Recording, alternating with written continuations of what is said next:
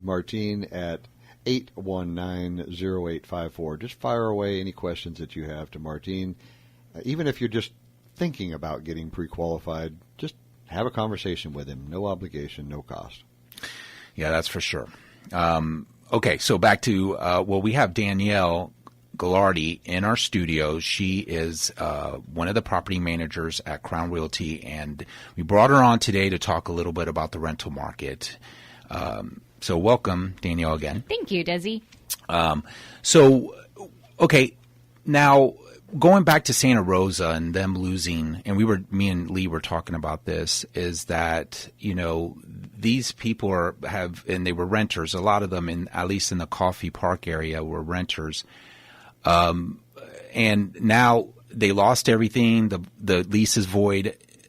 What do you say to those people? I mean, now they have to go out and find. And now, like he said, maybe they wait. They're figuring, well, it'll come back, but it's going to be if they do rebuild, the owners may raise the rent now. Maybe. I think that the more immediate problem is, where are those people going to live right now? Yeah, they're tenants. They don't have a second home in another city that they can go to. So they're sleeping on couches. Their insurance companies are putting them up in hotels, and they're trying to find a rental anywhere. So we're seeing a huge influx. The Napa rental market is now inundated not only with the normal renters, but also homeowners that lost their homes and tenants from Santa Rosa who have nowhere to go.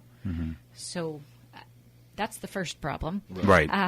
And then what's going to happen when those homes are rebuilt?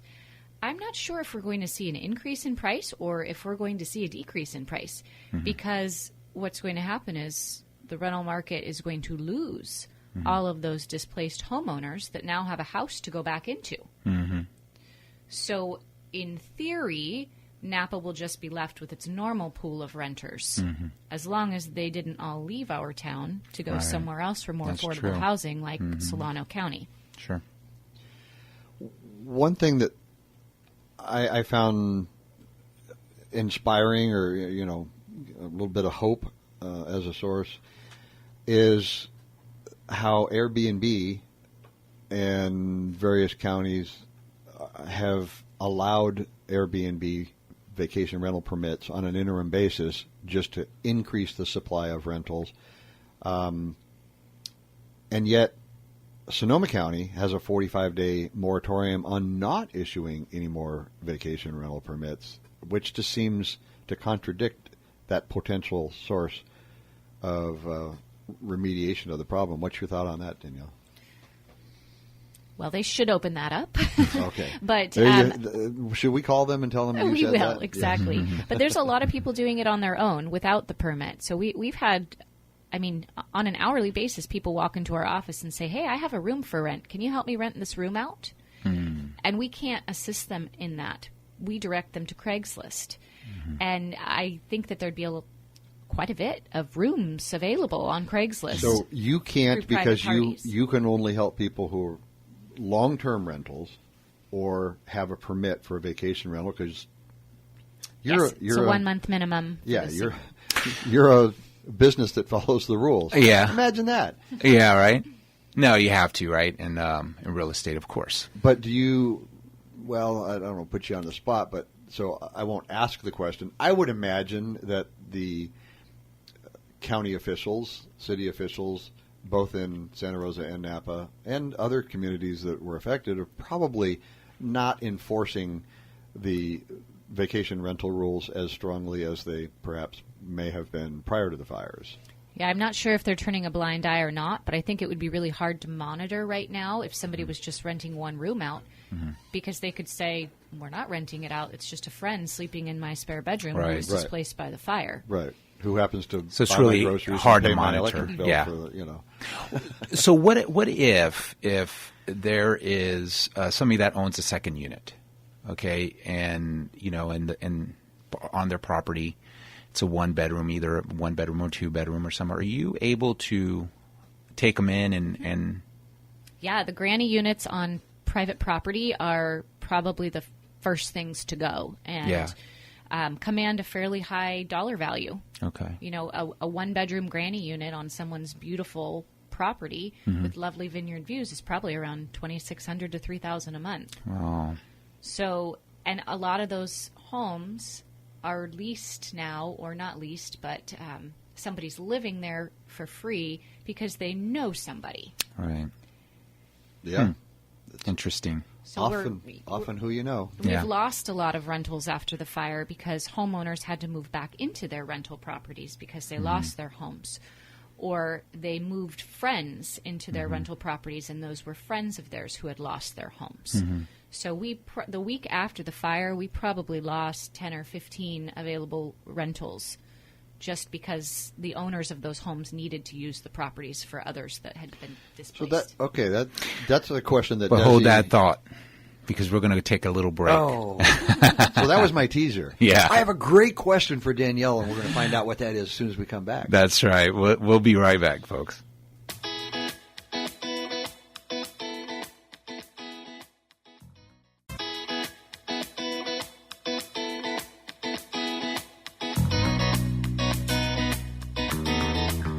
Welcome back to the Lee and Desi Real Estate Show. I'm Lee W. Miller. And I'm Desi Capaz. And we're going to hear the drum solo right now. We just like this music so much. Always play up to the drum. Well, because there's a famous guy that's playing the drums. Yeah. You may have heard of him. His name is Nicholas Miller, and he's my son. But we digress. It is time for This Day in History. And very fittingly, having just passed Veterans Day, on this day in history in 1982, the Vietnam Veterans Memorial is dedicated in Washington. And this was a long-awaited memorial. Simple V-shaped black granite wall inscribed with the names of 57,939 Americans who died in the conflict. Amazing. Yeah, I haven't visited that wall yet. Probably the one city in this country that I haven't been to is Washington, D.C. Oh, interesting. I've seen it from afar off the interstate going through to New York, but I have not stopped. Well, there was a lot of groups that were opposed to the winning design because it lacked the standard memorial, heroic statues and famous quotes and things of that nature. But once it was open, it was very, very well received and continues to be one of the most visited memorials in D.C. So thank you once again to our veterans. Absolutely. And that's this week, and we honored them. Yes. All that have served and is still serving. And I know Napa did a lot of wonderful things. I certainly, we're big supporters of the Pathway Home. Yeah. And, What's that? I don't know. That means it's time for real estate trivia.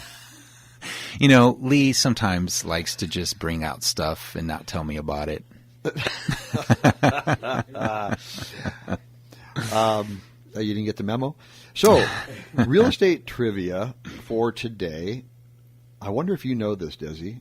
Oh, and what we do with real estate trivia, last week we had real estate trivia, and we had those who wanted to enter the drawing, and our winner was Judy. So if you are listening and you want to send us an email to leeanddesi@gmail.com, and just write in the subject line doorknobs, we will enter you into a drawing like we did last week, and it was for a bottle of wine, and we've made arrangements with our winner, Judy, and she's going to be coming and pick that up. So that's right, real excited this for week. Judy. The trivia question is, why are doorknobs made of brass? Time's up. The answer is not purely due to aesthetics. Several metals, including brass, but also copper, aluminum, iron, and lead, and even silver, are antimicrobial. Oh, and they kill bacteria. I was going to say that, and you didn't give me a chance. No, I gave you like a second and a half. And brass is the most antimicrobial of them all. And It's amazing. That is your real estate trivia.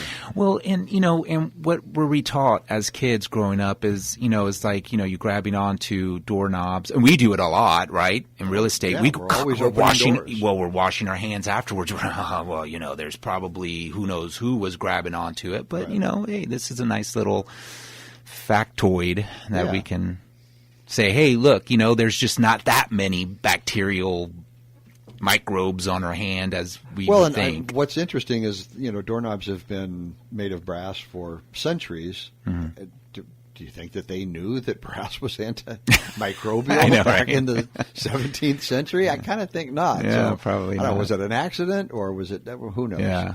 That's not part of the question, so Yeah. We will move on. And happy to introduce Tom McDonald, Signet Reverse Mortgage. Welcome, Tom. Good morning, guys. Hey, Tom. Yeah, we kept running into Tom, my wife and I. Every movie that we went to almost, there's Tom. We'd run into each other in the venue or in line, and so we sat and visited with Tom a lot. He was just stalking you, really, but I was wondering if they might be thinking that. Well, no, it was going both ways as far as the stalking was Okay. concerned, so. Okay. So, Tom, tell us about Reverse Mortgage Did You Knows? Yes, I got a series going, as you know. Did you know? Did you know a reverse mortgage can help hedge against possible home value declines?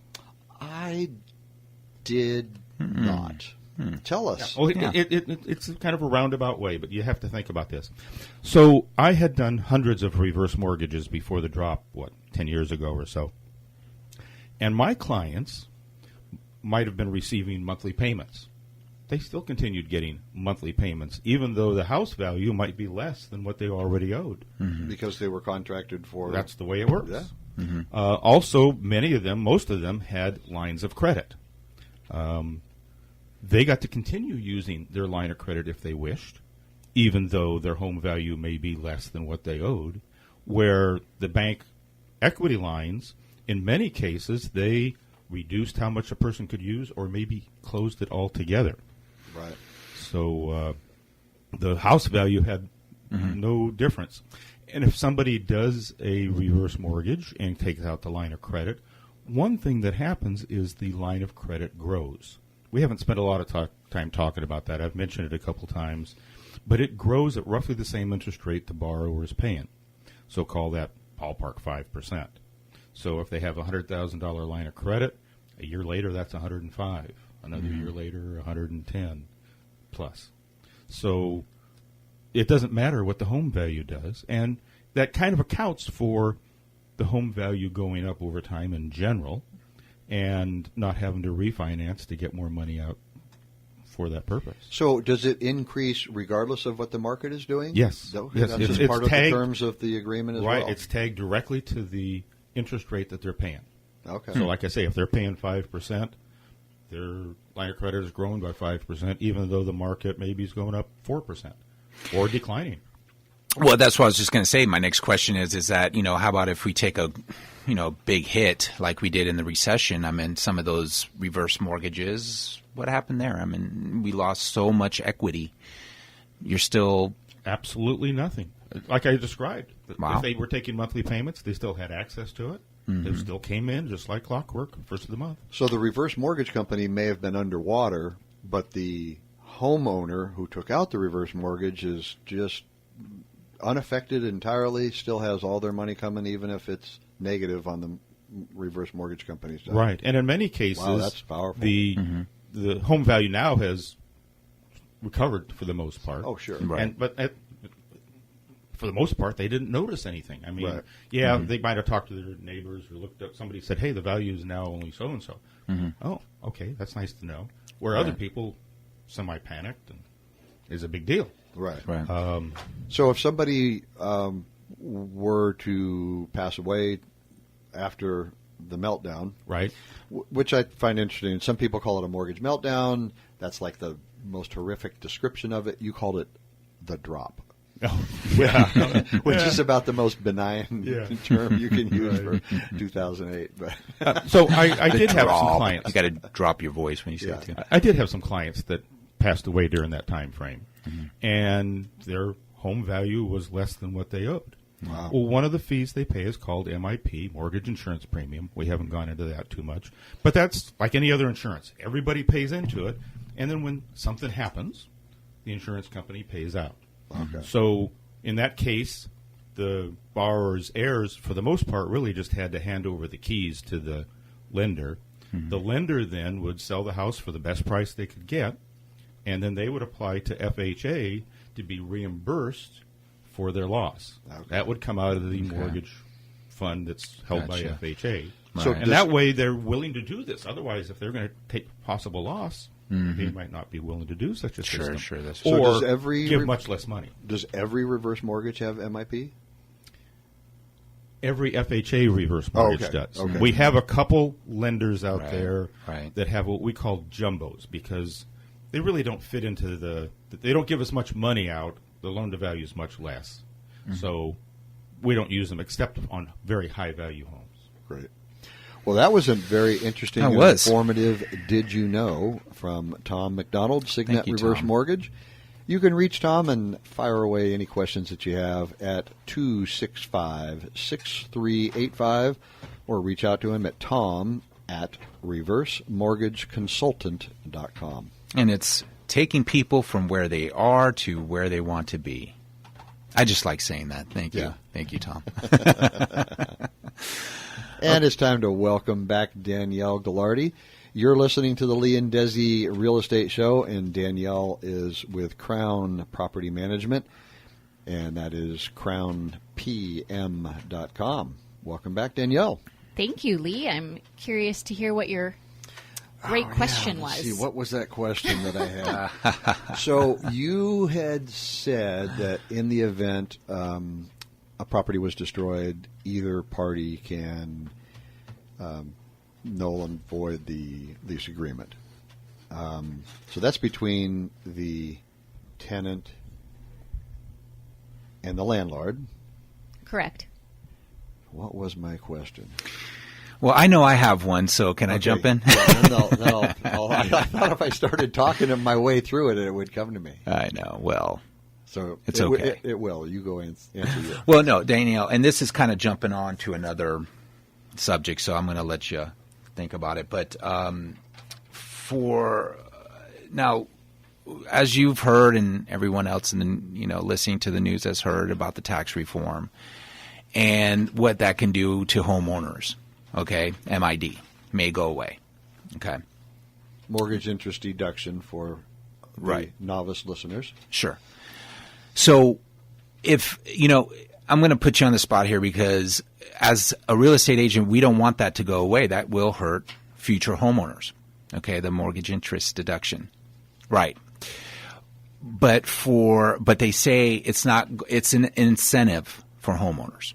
Okay, that's what it does. It's an incentive for homeowners. Now, articles I've been reading is like, well, instead, those homeowners instead are just going to say, hey, you know what? I'm going to go rent instead. It's not going to do me any good. It's going to cost me more money to own a home. All right. What do you say in your industry as a property management? Do you want to see this passed, or do you want to not know? I'm sorry if I put you on the spot. No, that's okay. I'm not sure how to answer that question, but I can say that probably about 3 years ago, there was an influx in the market of this new breed of renter. Mm-hmm. And it's a former homeowner that no longer wants to own a home. Right. They just want to be a tenant so that they can have things taken care of for them, and they don't have to pay out of pocket for expenses for plumbing or roofing. Mm-hmm. Or an appliance breaking down. They've done that. Yard as service. Yard service. Maintaining the home, all that. Because there is a very big, large cost in owning a home.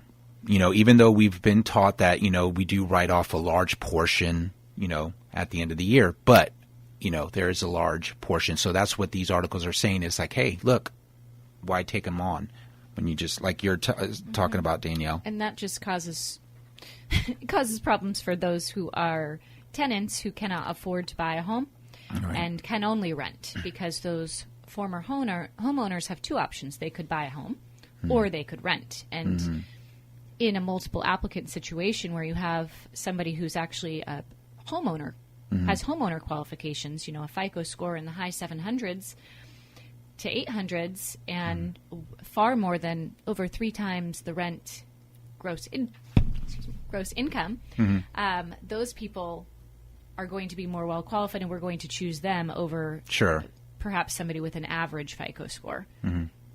Well, and that competition is always going to exist in any market circumstance.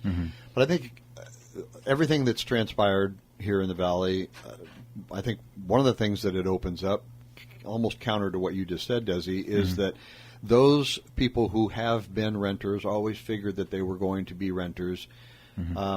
Now is an opportunity for them to buy. If you can't find something to rent, which Danielle has indicated is not necessarily the problem, but now's the time to consider buying, because the more, and I use this with finger quotes, affordable homes are those here in the city limits. And not a single home was lost in the city limits. They were all county properties, and they were up on the hills, and they were the higher echelon homes. Now, look at buying. And who might they want to call for that? Gee, I don't know, maybe Lee or Desi.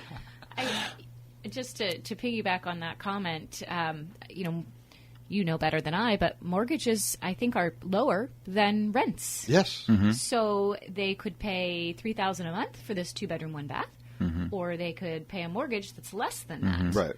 And that's just on the straight month to month. Then you factor in the mortgage interest deduction, and they're able to deduct that amount of interest off of their annual income, and it reduces their taxes. So, well, and then you have, what could ultimately happen, though, too, is, and I can see maybe in the future, I don't have a crystal ball here, folks, but I'm just kind of speculating. But, also, as too, if to imply you have one, it's just not here. Right. It's that 8 ball that kind of tells you, yes, definitely.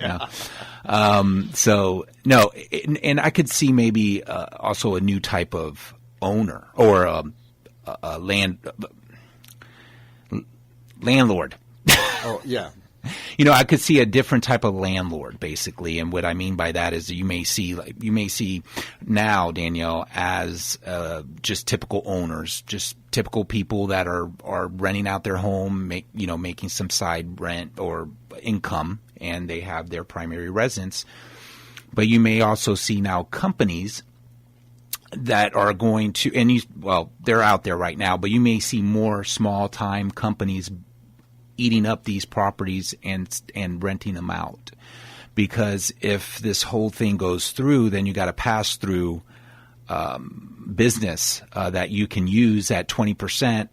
You can do that rather than pay the regular individual, personal income rate. Right. So if you're saying if the mortgage interest deduction is taken away, tax reform, a way to get around that as opposed to an individual purchasing a home to have as you a form rental, a company. You form a company, right. And then that mortgage interest deduction is still available for a corporation, but not for an individual. Right.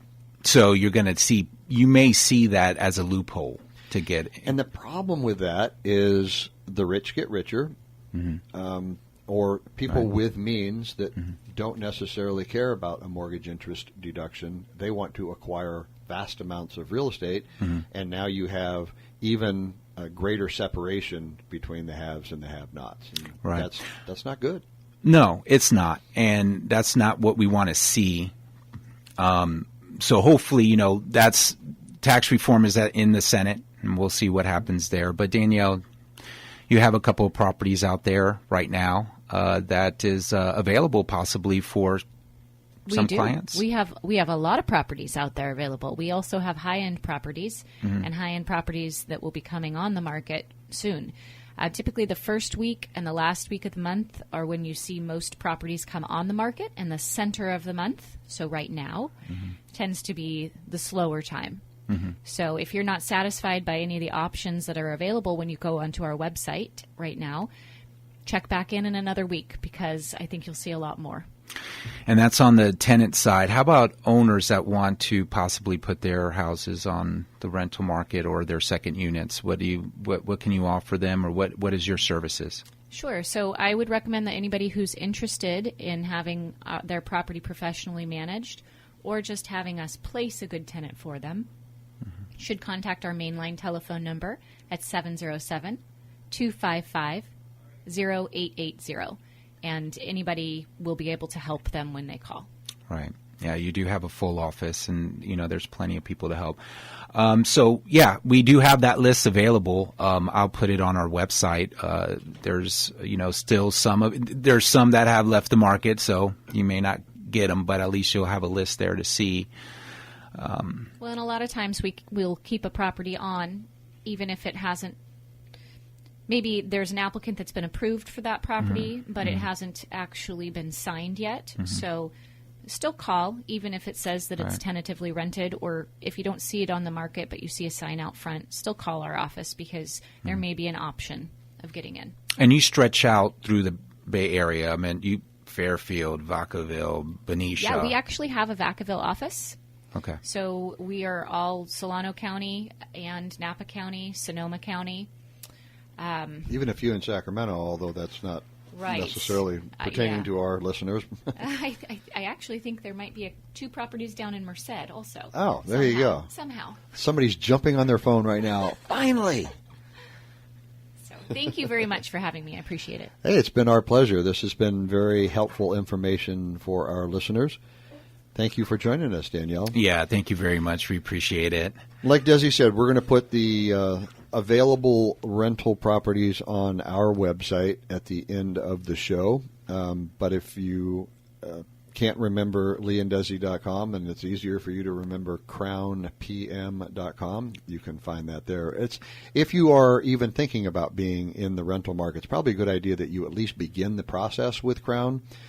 Because if they do go quickly, you don't want to have to start the process when everyone else is already well into it, and then you don't even have a shot at a property. So, It's always good to have property management because, especially if you're an out-of-state owner, but if you're in the city, it's still best to at least have someone take care of it for you, vet your tenants, and do some of the necessary things as an owner. So check them out.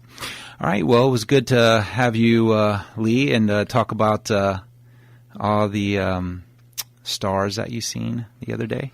Again, it's not the celebrity aspect. It's the appreciation of their art. And as someone who is very, very much a film aficionado, I really, really, my wife and I both, when we watch a film, we critique the direction and the various creative shots that they're making with the camera and things of that nature. So I know it's geeky, but that's just how I'm wired. So I embrace it. Well, I know you do. Yeah. Hey, we didn't get a chance to talk to him. We're running out of time. Yeah. The proposed housing across the street from CIA Copia, so maybe we can get to that next week. Well, I'm hoping to bring on Todd Wenzel he has his own. Yeah, Todd Wenzel's he has his own office. Real estate attorney here in Napa. So. I like to see if we can't get him on next week. So, and maybe even Kelly again. So, and we've been talking to Napa Valley College about one of their economists coming on. So we've got a lot of good guests coming forward. Yeah. Do we have time to give anybody an update on the? Nope. So you're going to have to. The beauty of radio, I got a head shake, nay from Desi. So. Well, I try to keep things on time here. Yeah. Okay. Okay. Well, listen, it was a great show. We'll be back next week, same time, Cave on 1440 a.m. And listen. We'll look forward to your emails on the trivia question. Please do. Contact us at leeanddesi@gmail.com, especially for that real estate trivia. You got to love it. Yourself a bottle of wine. That's right. All right. Well, we'll see you next week, and thank you for listening to the Lee and Desi Real Estate Show.